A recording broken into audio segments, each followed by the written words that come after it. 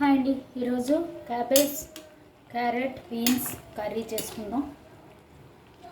ఇవి వాటర్ వేసి ఇలాగ సాల్ట్ పెట్టి బాయిల్ చేయాలి. బాగా మెత్తగా ఉడికేటట్టుగా ఉడికించుకోవాలి. Cabbage, carrot, beans only masala కాదండి, మామూలు కూర. వీటిని సాల్ట్ వేసి బాయిల్ చేసుకోవాలి మెత్తగా. చూసారు కదా, ఇలాగా మెత్తగా ఉడికిపోయినిచ్చి దీన్ని మనం వాష్ చేసుకోవాలి.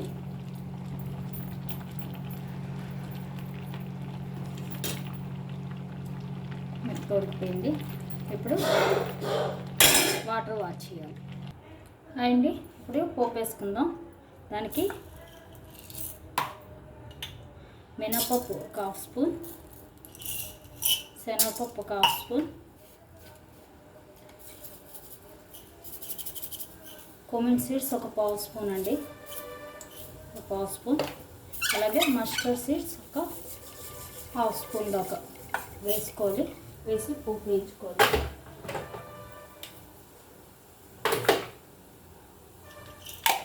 అన్ని పావు స్పూన్స్ అయితే చాలు. మినపప్పు, శనగపప్పు కొంచెం ఎక్కువ తింటారు ఇష్టంగా, కాబట్టి దీన్ని హాఫ్ స్పూన్ వేసుకోవచ్చు. ఆవాలు, జీలకర్ర మటుకు పావు స్పూన్ వేసుకుంటాం.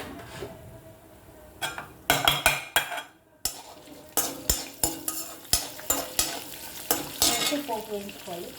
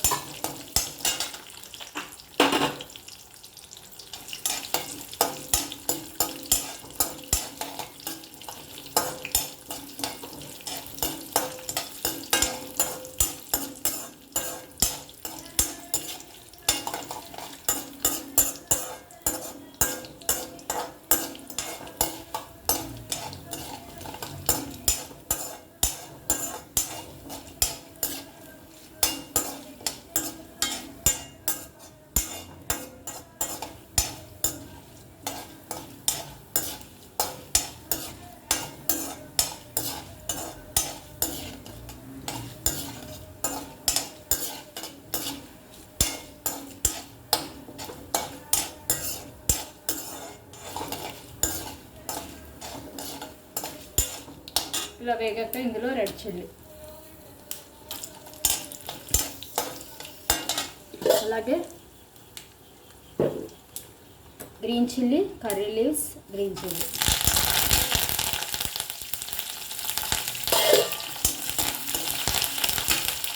అలాగే పన్నీర్ అండి, సన్న కట్ చేసిన పన్నీర్ ఎప్పుడు ఇలా పోపులో వేస్తే మనకి అతుక్కోకుండా ఉంటుంది.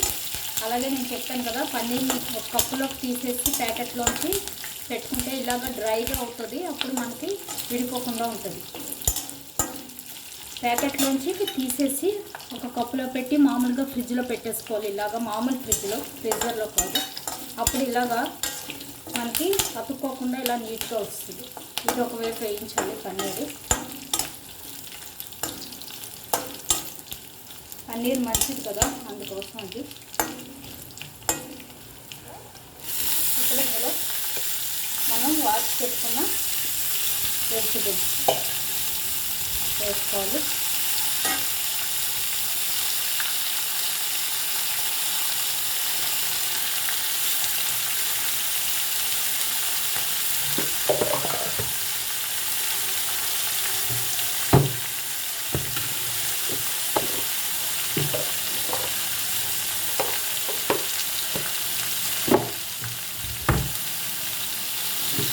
ఇందులో మనం కొంచెం జీరా పౌడర్ అండి, వేయించి పెట్టుకున్న జీరా పౌడర్ ఒక డ్రై ప్యాన్లో వేయించి పెట్టుకుంటాం. జీరా మంచిది కదా, కాబట్టి కొంచెం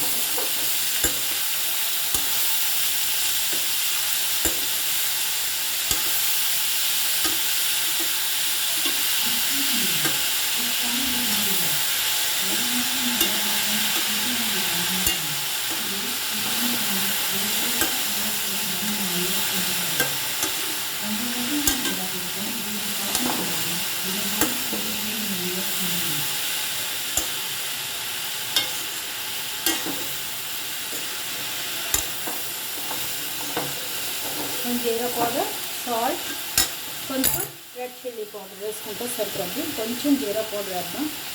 జీరా పౌడర్ ఎక్కువ ఉంటే వాసన బాగుంటుంది.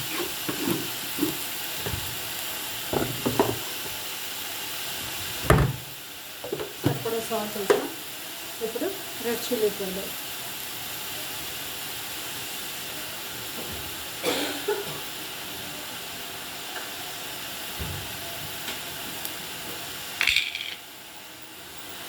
కొంచెం రెడ్ చిల్లీ పౌడర్,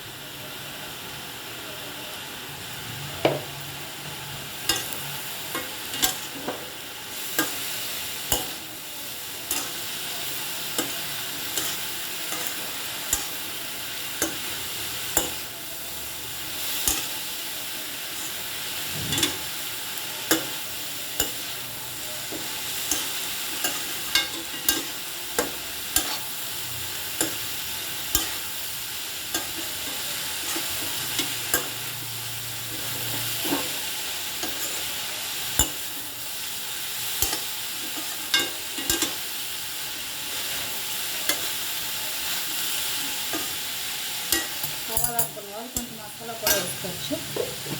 నేను మసాలా వేస్తాను. ఓకే, ఇంతేనండి.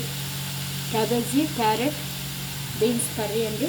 పన్నీరు ట్రై చేయండి. ఇది రైస్లోకి బాగుంటుంది.